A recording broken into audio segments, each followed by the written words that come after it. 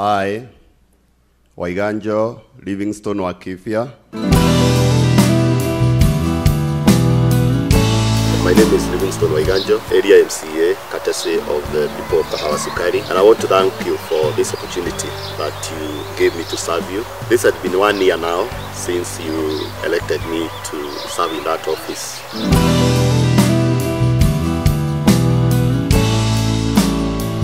Not everybody who drives, and even if many drives, at least we also need to walk in a safer place. So those both sides of the Kahawa Sukari Avenue, our face of entrance, I have transformed it from how it was before and how it is today. We still have not gotten the end product, because the end product will be good. This estate, we need to be a model estate, like in Bangkok. What happens? All the roads in Bangkok, they have safe walk path for all the pedestrians. Walking does not only make us safe, but it changes our way of thinking, it changes our physical fitness, and even it changes our mood. So I would encourage other people to use that walk path. One of the main challenges that we have in Kahawa Sukari is lack of adequate public utilities, and that is in terms of land. And I think during the demarcation of this ward, those who did the demarcation never looked at, never projected that Kahawa Sukari will grow as it is today. When you look at our shopping center, we only have one public utility, and that is where we have our matatu stage. And also, the old police station lies within that public utility. It was in a very, very bad shape because it has never been attended to. For the last, about a month ago, I did got some finances from emergency kit from Department of Transport to come and rehabilitate that, which is done now. Of course, I could not have done that when the matatus were there. So we spoke as a community with the leadership of the transport, and we agreed that for about 2 weeks, those matatus will relocate, and then we make that place habitable, because it was very bad. Even for us, some of us who uses those matatus, because I use them. But if you look at it now, it is well done. But the final product will be Cabro. At the same time, we will expand it where we still have the old police post, because it's not fully demolished. We are going to bring it down and then expand that so that we have adequate space for those matatus that serves us and for ourselves also. It's not a private space, but it is a public, and it will remain a public space under the county government of Kiambu.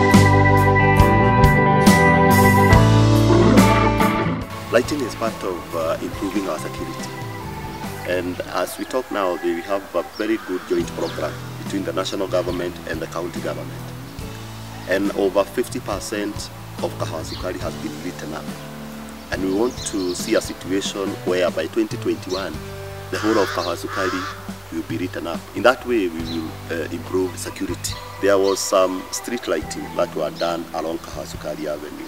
These street lightings were metallic, and they were done on top of cotton soil. During the rains, some were not working because the cable was done underground. At the same time, these poles, some of them were leaning because they were put on top of cotton soil. So on the process of making this walk path, I had to remove everything, including the street lighting. There was no way I could have removed the cotton soil without removing the street lighting. At the same time, I wanted to put modern street lights, which are concrete and long-lasting. The difference between the former and now is that this modern street lighting will do an overhead cable, in a way that if there is something that we need to maintain, we will know at exactly what point. We also never did it to the edge of the space, but we brought it closer to the road, so that as we hang on the light, it illuminates directly to the middle of the road, and it will be very well done, and that will happen in the next 2 weeks. Immediately after I did the cotton removing, you saw so many service providers who are putting up back their cables, who are repairing that, because also when they came, they also did their cabling on top of cotton soil. So when the contractor came to remove the cotton soil, there was a lot of destruction for those cables. Now everything is done.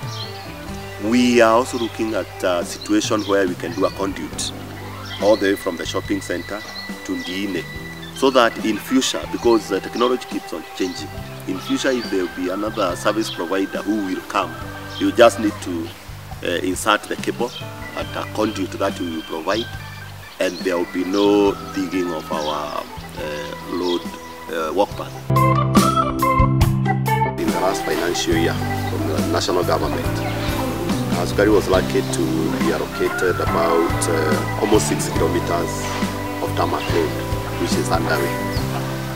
And these 6 kilometers, we had to sit down as a community, and we did a public participation just to agree where to start, what to do, and where to end. And we had a very successful public participation where we came up with a criteria of where these roads will start and end. In the next 1 year, all these roads will be done because the finances have been given to the relevant department. And these roads will be done 500 meters in every road. We will start with Kerisho Road. In Kerisho Road, we have an institution, we have a school owned by the Presbyterian Church of East Africa. At the same time, we are in Thika Road Academy, which has already been scoped in Kwale Road. We have the M.C.A Church and the Seventh-day Church. So from Isiro Road, Geoffrey Root Road, we will now focus on Kwale Road. From Kwale Road, we will locate to Garissa Road, which also serves the 2 church institutions, the Catholic Church and the Greenhouse Church. From there now, we will now move to Goma Road. Remember, we have the Kenya Assemblies of God, and then we will move to other roads, which is Nyahururu Road and Moranga Road, and finally Kuriba Road. Within the next 1 year, all the roads will be done. What we have started is scooping those soil because of rains. Because you can realize if the rains comes, then that project will stop. These roads are coming with other facilities. Every road will have a walk path on both sides. Every road will come with the lighting, so it will be safe at the end of the day. As we talk about water, the challenge which has been there, there was a borehole that was done some 8 years ago as well by the Ministry of Water, and that borehole has not served this ward as it is supposed to be. And my projection for that borehole is to set up a mega reservoir on top of that, about 140,000 liters, so that that water can serve the people of Kahawa Sukari. In terms of reticulation, we want to do some piping so that by the year 2020, every home will have 2 lines of water. We'll have soft water supplied by the government. We'll also have our borehole water, which will serve as a complement. And that will also reduce the demand from the water users. As we know, there is an element of cartels in the water industry.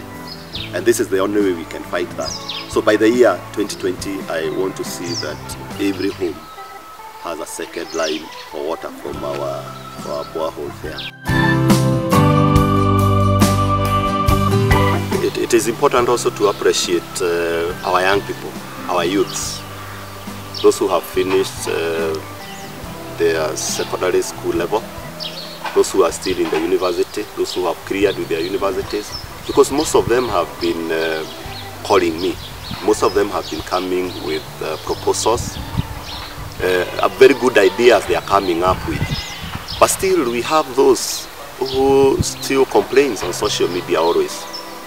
They are not coming up with any idea, they are not coming up with any proposals, and they are complaining all through. So I want to urge you, my young brothers and sisters, come to my office. My office, we have a big office opposite the Deliverance Church, first floor. There is a good signboard, because there are many opportunities in the county government. Remember, 30% of supplies should go to the young people, the youths, and those projects are still there. It is very unfortunate that very few are applying for this.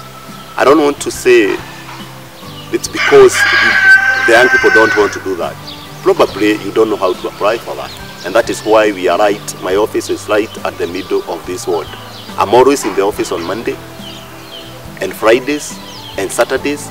And if you don't get me, my phone, I only have one phone number, which I had during campaigns, which I have now, which I will have even in future. And my phone is 24/7. I don't switch off my phone.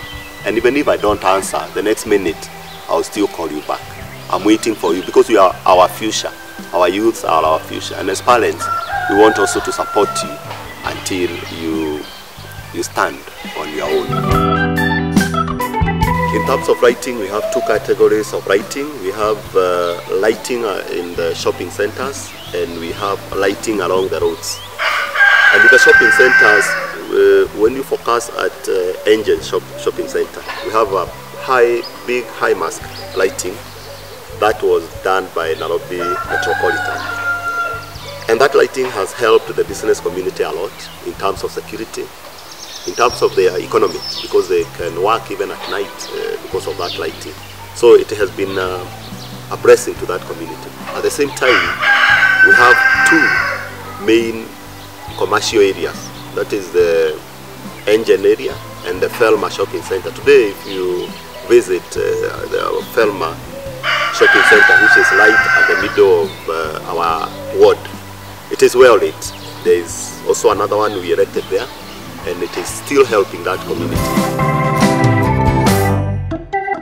Security also is very, very important. As you have realized, for those many years we've been having a police post at our entrance, which does not reflect our way of staying in Kahawa Sukari. It is a semi-permanent building. We have also talked with the Ministry of Interior, and if you can see, we have a big land which is designated as a police station. And as we talk now, during this year, we were able to relocate our police office from the original, where it was staying before at the entrance, to a more appropriate and a more modern offices at Felma Shopping Center. That police station is growing, and by the year 2021, 2022, that will be a full-fledged police station by the rate it is in. Our old police station is still there, but we want to demolish it completely so that all the operations go back to the police station. Where that old police station is lying is an expansion of the parking area for the residents, which also we have, at the same time, we have given to our matatus, because we also use those matatus. They are very, very important for us. It is also very, very important to mention some of the main challenges that we face in this ward. And I've been saying once and again that if I don't mention this, then I'll be losing in my duties. Because one of the main challenges we have in this ward, we have a big challenge for drugs. Our young people have been affected by this. I'm very, very conversant with the way people live here. It is important for us to have a collective responsibility and curb this menace of drugs. Because in every 10 homes, we have a serious drug addict, and this has been on the rise. I will not stop talking about drugs. I know it is a very dangerous network, but as a parent, because I'm also a parent, I would not like to see what I've been seeing in other homes in this Kahawa Sukari. So I want to urge our young people, be ambassadors to others to fight this menace, because this has really affected us. Let's talk, let's communicate. It is our collective responsibility, because drugs don't build, but they destroy. I want to see this ward as a drug-free zone. The government of Kiambu is very keen on this. I've been addressing this even in public churches, and I know it will be history in this ward. So help me God.